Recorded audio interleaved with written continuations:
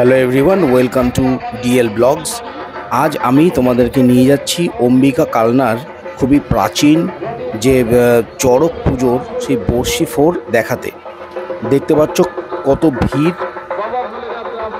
এবার আমরা আস্তে আস্তে এগিয়ে যাচ্ছি চড়কতলার দিকে। দেখতে পাচ্ছ হাজার হাজার মানুষ কিন্তু এখানে জড়ো হয়েছে এই যে মারাত্মক এবং ভয়ানক যে বর্ষি ফোর সেটা দেখার জন্য।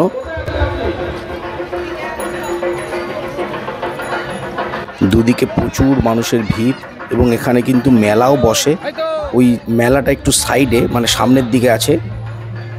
এইটা হচ্ছে মেন জায়গাটা যেখানে বর্ষি ফোরটা হবে। ওই দেখো,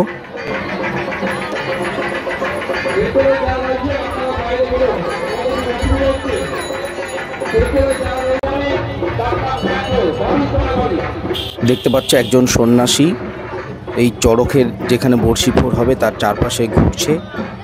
এবার কিন্তু তার বর্ষি ফোর শুরু হবে।